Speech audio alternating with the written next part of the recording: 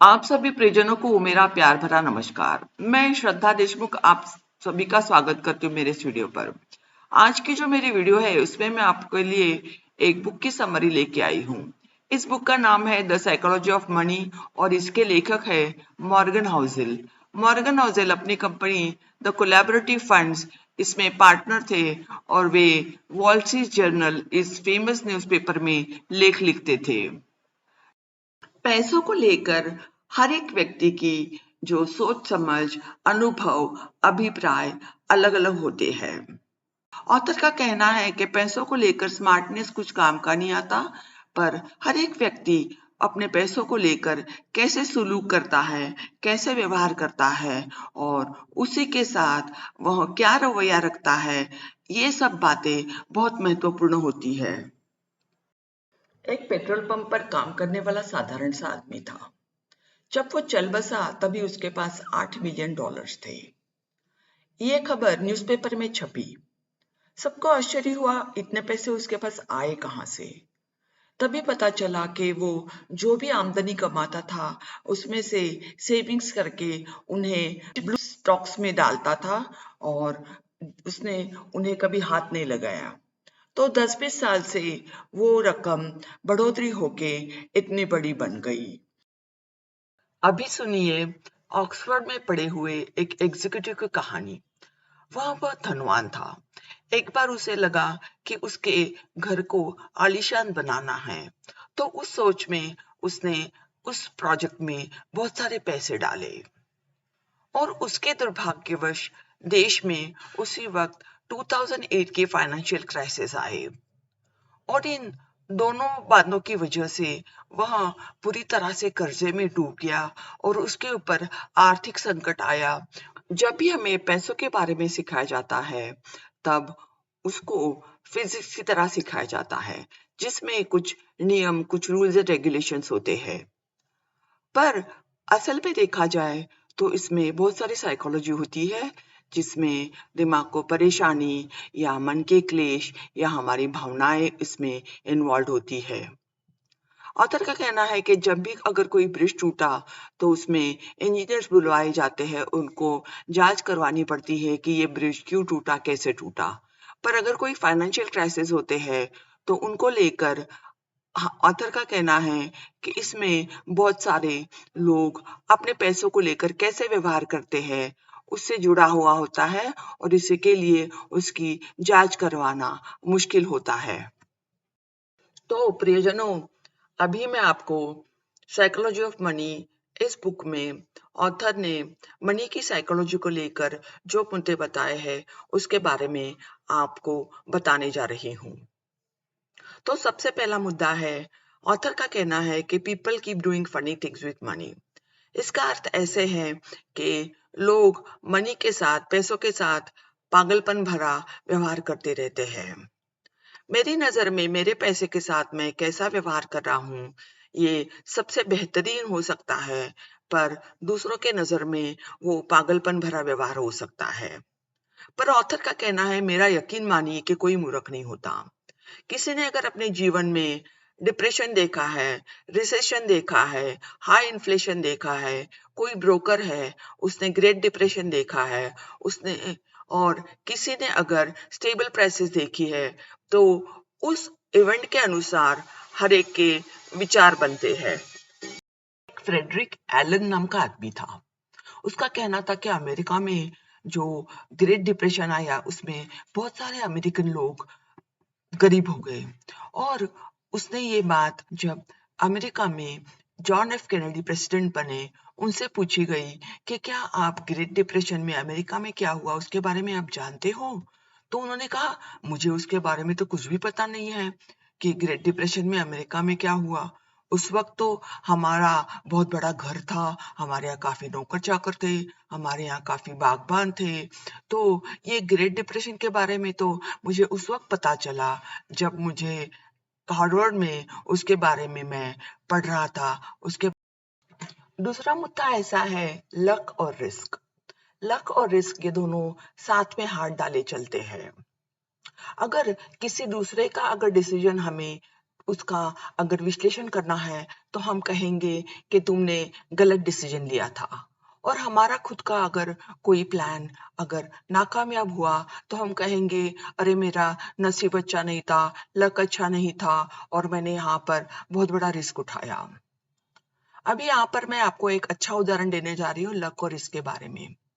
अगर कार में हमें किसी पॉइंट पर 2 घंटे में पहुंचना है तो यहाँ पर रिस्क ऐसा है कि रास्ते में अगर कोई एक्सीडेंट हुआ किसी दूसरी कार का तो बहुत ट्रैफिक जाम हो सकता है, कोई नेचुरल ट्रैफिक जाम हो सकता है, इसके बाद हवामान खराब हो सकता है, बारिश हो सकती है और इसके कारण हम लेट पहुंच सकते हैं, 2 घंटे के बजाय 3 घंटे लग सकते हैं। ऑथर ने तीसरा मुद्दा ऐसे बताया है कि हाउ मच इज इनफ। इसका मतलब है कि हमें पता होना चाहिए कि कितना पैसा मेरे लिए काफी है। यहाँ पर मैं आपको बहुत अच्छा उदाहरण देने जा रही हूँ। और यहाँ पर एक रजत गुप्ता नाम के इंडियन अमेरिकन थे। वे कलकत्ता की झुग्गी झोपड़ी से अमेरिका आए और अमेरिका में आके उन्होंने एक बहुत बड़ी कंपनी में अपने लिए सीईओ की पोजीशन हासिल कर ली। उसके बाद एक दिन आया जब गोल्डमैन सैचेस नाम की कंपनी डूब रही थी और उसको बचाने के लिए वॉरेन बफेट जी उस कंपनी में 5 बिलियन डालने वाले थे।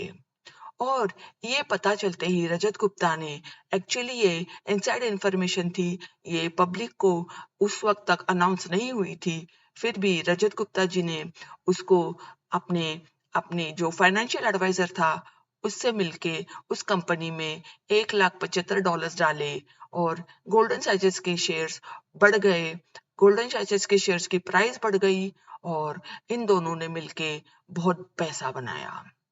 पर ये इंफॉर्मेशन पब्लिक को पता होने से पहले इन दोनों को पता चली और उन्होंने उसका इस्तेमाल किया, उसका फायदा उठाया और इसीलिए दोनों को जेल हो गई। रजत गुप्ता और उसके जो फाइनेंशियल एडवाइजर थे उन दोनों को जेल हो गई।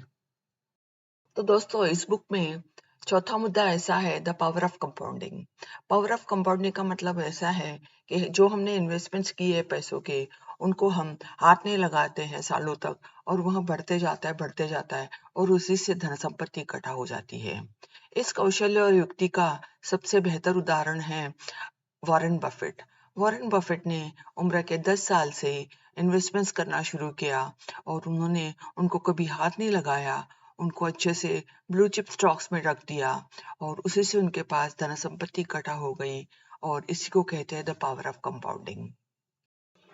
तो प्रियजनों पांचवा मुद्दा ऐसा है getting wealthy versus staying wealthy. Author का कहना है इसका मतलब ऐसा है कि अगर हम धनवान हैं पर हमारी जो धन संपत्ति है उसको बचाए रखना, उसको संभाले रखना, यह सबसे महत्वपूर्ण और बहुत आह्वानात्मक बात होती है। यहाँ पर ऑथर ने एक बहुत अच्छा उदाहरण दिया है। एक डेविड लिवरमोर नाम के बहुत बड़े स्टॉक ट्रेडर थे। उनके जमाने में वो बहुत फेमस थे और उनके पास काफी धन संपत्ति थी। जब अमेरिका में 1929 का ग्रेट डिप्रेशन आ गया तभी उनके जब वे घर पहुंचे तभी उनके परिवार के सभी सदस्य जैसे वो सभी रो रहे थे। उनको लगा क्योंकि उस डिप्रेशन में जो स्टॉक मार्केट था उसकी 1/3 जो वैल्यू थी वह धुल गई थी। तो उनके परिवार के सभी सदस्यों को लग रहा था कि हमारे पापा की मन की हालत बहुत खराब होगी।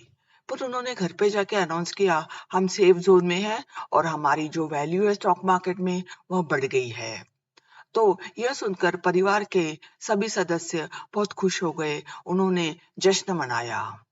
पर उसके बाद कुछ साल के बाद उनका आत्मविश्वास बढ़ता गया और उनकी लालसा भी बढ़ती गई और उन्होंने कर्जे लेकर बड़े बड़े दांवपेच खेलना, बड़ी बड़ी बाजियां खेलना, ये सब शुरू कर दिया और आखिरी में वे कर्जे में डूब गए। तो यहाँ पर ऑथर ने ऐसा संदेश दिया है कि देखिए कि जब ग्रेट डिप्रेशन आया उनकी देश में तभी उनकी संपत्ति जो है उस पर कुछ आंच नहीं आई, पर उन्होंने अपने हाथों से अपने पैरों पर कुल्हाड़ी मार दी। जैसे उन्होंने कर्जे लेकर बड़े बड़े दाव पेच खेले और उसमें वहां पूरी तरह से हार गए और आखिर में उन्होंने खुदकुशी की। तो छठवां मुद्दा ऐसा है जो ऑथर ने कहा है, बिग कार पैराडॉक्स। इसका अर्थ ऐसे है कि जब कोई बड़ी लग्जरियस कार के रास्ते से जाते रहता है तो उसको लगता है कि लोग उसके कार को देख रहे हैं और उसको काफी सम्मान और आदर मिल रहा है। वो अपने मन ही मन में इतराता रहता है, पर यह सच नहीं होता है। लोग उसको आदर सम्मान कुछ नहीं दे रहे होते हैं। सिर्फ उसकी कार को देख के अगर सोचेंगे तो यह अपने लिए सोचेंगे कि मैं भी एक दिन ऐसी कार ले लूंगा। तो यहाँ पर सातवां मुद्दा ऐसा है कि ऑथर ने कहा है कि लोग पैसों के साथ बहुत खिलवाड़ करते रहते हैं। उन्होंने यहाँ पर एक बहुत अच्छा उदाहरण दिया है। उनके ऑफिस में एक रॉजर नाम का आदमी था जो एक पुरानी टोयोटा लेकर घूमता था। एक दिन अचानक से उसने एक बड़ी लग्जरियस पोर्शा नाम की जो स्पोर्ट्स कार है वह ऑफिस में लाना शुरू कर दिया और वह लोगों का आकर्षण बन गया। थोड़े दिन उसने उसी को चलाया और अचानक से वापस अपनी जो पुरानी टोयोटा थी वो लेकर ऑफिस में आने लगा। एक हफ्ता गया, 2 हफ्ते गए, वो उसी को चला रहा था। तो लोगों को लगा कि ऐसे क्यों हो गया? तो उसने बताया कि वो मैंने लोन पे ली थी और मैं लोन के हफ्ते नहीं भर पाया, इसीलिए कंपनी ने वो कार वापस ले ली। तो इस तरह से आपको अपने जीवन में कई सारे रॉजर्स देखने को मिलेंगे।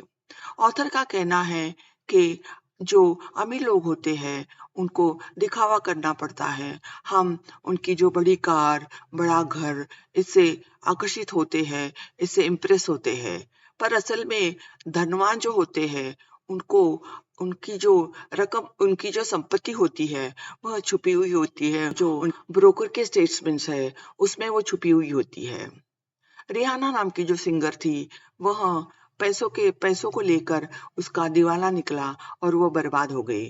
तो उसने अपना जो फाइनेंशियल एडवाइजर था उसको उसके ऊपर केस डाली। तो उसने कहा कि देखो मैडम, आपके पास जो भी पैसे थे वह उससे आपने वस्तुएं खरीदी और वो वस्तुएं आपके पास रह गई और पैसा चला गया। तो इसमें मैं क्या कर सकता हूँ? तो यही होता है जो पैसे नहीं संभाल पाता और पैसों को लेकर खिलवाड़ करते रहता है। तो दोस्तों, आठवां मुद्दा ऐसा है, अमीर और धनवान इन दोनों में फर्क होता है। अमीर वो होते हैं जिनका करंट इनकम स्टडी रहता है, वह लोन लेके काफी सारी बड़ी बड़ी चीजें खरीदते हैं और उनका करंट इनकम कंसिस्टेंट रहने से वह लोन के हफ्ते अच्छे से भर पाते हैं और वो अमीरी में या दिखावे में शान शौकत में रह सकते हैं। पर धनवान वो होते हैं जिनकी दौलत छुपी हुई होती है। उनके पास ये आज़ादी रहती है कि मैं किसके साथ काम करूँ, मैं क्या काम करूँ, मैं कौन-सी चीज़ें खरीदूँ और जब उनका मन चाहे तब वो कौन-सी जो चाहे चीज़ें खरीद सकते हैं और उसकी पूरी आज़ादी वो अपने पास रख सकते हैं। और यह होता है धनवान और अमीर होने में फ़र्क।